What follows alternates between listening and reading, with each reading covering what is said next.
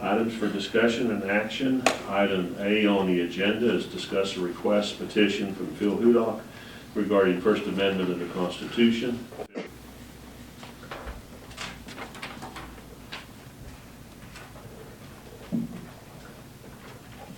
The floor is yours.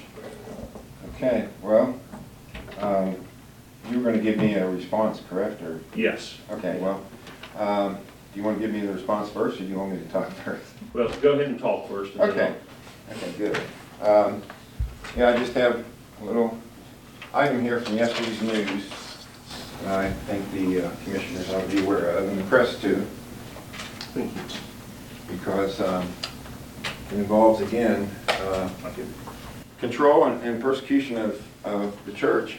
And it's entitled, "Churches Fear Iowa Law Will Silence Pastors, Open Church Bathrooms to Transgenders." And then on the third page I highlighted, it says, if they receive funds, local, state, federal, that takes them out of bona fide religious activity into public accommodation. What they don't tell you there is also church incorporation does the same thing. And I'm actually going to play a quote from Donald Trump where he told us that church incorporation, coming from LBJ 60 years ago, is stifling the churches, that they're afraid of the IRS. And on the last page of this I have highlighted, it says, and this is from a pastor in Iowa, it says, "It's only a matter of time before militant LGBT activists try to target a congregation. It's only a matter of time." So I do want to play this. It's just a 1-minute quote by a presidential candidate, Donald Trump. I was surprised to hear this from Donald Trump. I didn't think of him as a very deeply religious man. But he met with a bunch of Christians from around the country who are very concerned about where this country's headed and the churches, because it was the churches that, they were called the Black Brigade back in the founding of the country. And they stood up and they spoke. So I'd like you to listen to this. Tell me about your core, because you say a lot of good stuff out there, but people want to make sure that you're going to be able to deliver. I'm Christian, I'm Protestant, I'm Presbyterian. I think that Christianity, frankly, I think the Christians in our country are not treated properly. I think all of your problems that I've seen it, the bill that was passed during the Lyndon Johnson era is horrible, because I see churches where they're afraid to be outspoken because they don't want to lose their tax-exempt status. And I realize that that's one of the problems. I know people want to endorse me, they're afraid to endorse anybody because they don't want to get political. So essentially they're taking a lot of the power away from the church. I want to give power back to the church because the church has to have more power. Christians are really, Christianity is really being chopped. Little by little it's being taken away. I want people on Christmas to go into stores and see signs that say Merry Christmas again. And it's going to happen with me. It's going to happen with me. It's not going to happen with anybody else. So you just invoked Lyndon Johnson there in 1952, the tax-exempt status. So just so I understand, you're basically saying that you want pastors to be more involved and speak more boldly from the pulpit, like they did in Revolutionary War times. Is that it? I want pastors to be able to speak. They're afraid to speak now. They're afraid to get involved in politics because of tax-exempt status. And I want pastors to be able to speak. I want them to be able to, like any other person can speak. I mean, if you think of it, they can't as much as other people that are walking down the street. I want pastors and ministers to be able to get up and speak on behalf of Christianity.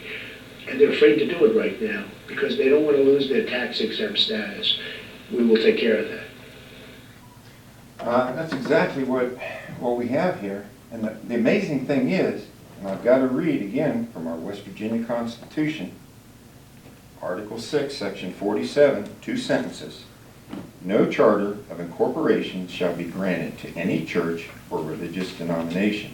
Provisions may be made by general laws for securing the title to church property and for the sale and transfer thereof, so that it shall be held, used, or transferred for the purposes of such church or religious denomination." And we don't have to wait for the federal government to free the churches. Our Constitution frees the churches from the government. It's right here in our Constitution. And each one of us, everybody here, I don't care if it's the press, the sheriff, the county commissioners, the audience, it's our duty to see that we have a rule of law. And looking at the rule of law, I mean, look at this week, what's happened, where someone who should be indicted is not going to be. I mean, even Judge Napolitano said that. And so I've been here 4 times, and I've had to put this on Channel 3 to get this word out, because the Intermountain has not carried one word of what I've said here. They've never mentioned it. And I challenge Roger to put this kind of stuff in the newspaper. You know, the newspaper is the 4th estate, and if they don't do their job, how are the people going to make rational decisions, reasonable decisions based on the facts? So, you know, I just say we have a great opportunity here. You know, on the back of my shirt it says life, liberty, family, property, original intent, state sovereignty, and America first. I think it's a little bit wrong in that, yeah, it's America first in terms of all the countries, but here's really what's first, and that is God's first. Okay, and I'm glad you say a prayer. I think that's, you know, great that it was brought to the county commission. I actually think we ought to invoke the name of Jesus, because that's where the power is. Okay, Phil, and you have, you know, and with the information that you brought to us, each one of the commissioners you presented a copy with, and I'm going to ask my fellow commissioners to make any comments that they want to make in response to that, and then I have something to give you in summation. But I can tell you it is something that we've taken very seriously, and we have looked at, I have looked at, and have done what little bit of research that I can do about it, and I'll pass that on to you here in a minute. But Commissioner Johns, I'll refer to her first, and Joyce, your comments? Well, I just have a question, because I want to know exactly what you're wanting us to do. Write letters of support? Because, I mean, I've listened to you, but you haven't really come around out sometimes and say exactly what you want. Mm-hmm. Well, you know, I addressed the State Attorney General in this room 2 years ago. I was promised an answer. I haven't gotten an answer. And I know quite often the commission passes a resolution supporting some stand or some thought, you know what I mean? I was hoping that the county commission could ask the State Attorney General what happens here. Why is our Constitution being violated, and what is the answer? Because for 2 years I haven't had an answer, and I know you're not strictly a enforcement body, and the enforcement body is right here in this room is Mark Grady. He's the highest law enforcement officer in the county, right, Mark? I believe so. Prosecutor actually is, but he... Well, you know, I think, you know, you've taken an oath to the Constitution, and so, you know, I'm bringing this to you now because from what I've gathered, the county commission says, well, we're really more of a legislative body, and we can't enforce laws. However, I do know that they approve the budget, okay? And it's just like Congress has control over the president, but with the budget, whether they've used it or not, they do have control because of the budget. So, you know, I can't wait for something to happen, because nothing is happening with the people that I've taken this to. I filed a case in the state Supreme Court, and this was part of it. And it was never addressed, and yet they dismissed it without addressing it. You can't do that legally. You can't dismiss something that's been brought to you, a complaint, without actually. So it's sad that all the way from, well, I'm putting in your laps, because I took this to the highest court in the land. I took this to the highest law enforcement officer in the land, and I haven't gotten anything. Okay. Anything further? Chris? Have you, Mr. Goodlock, have you had anybody contacting churches stating that their constitutional rights are being violated here?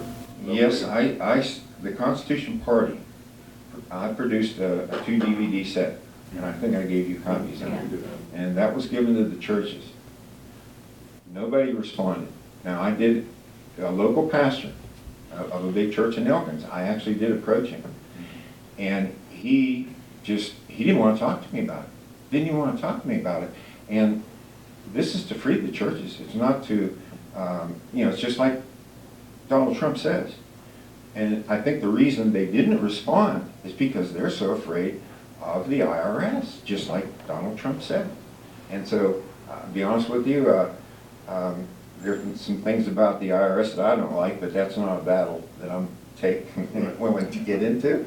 However, it is my responsibility, and yours, and Sheriff Brady's, that the law is upheld. Okay, Chris?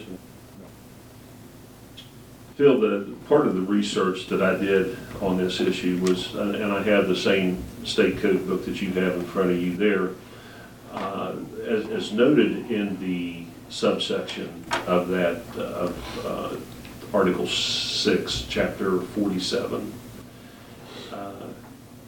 in the second one, the responsibility of the courts.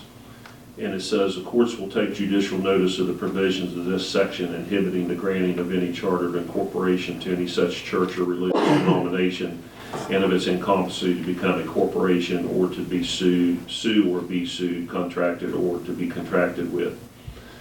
And I think the discussion, and you and I have talked about this in my office, and I think the issue before us today is that the county commission lacks the authority to grant you the relief that you're requesting. It's not within our power or our purview to grant that, Phil.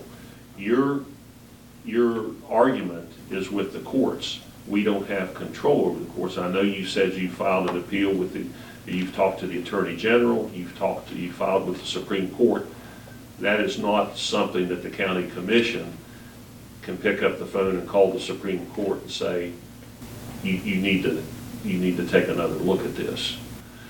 And in summary, because we have talked about this, I will say that as an individual commissioner and as this commission as a whole has undertaken a very serious review of the information you presented to this body a couple months ago.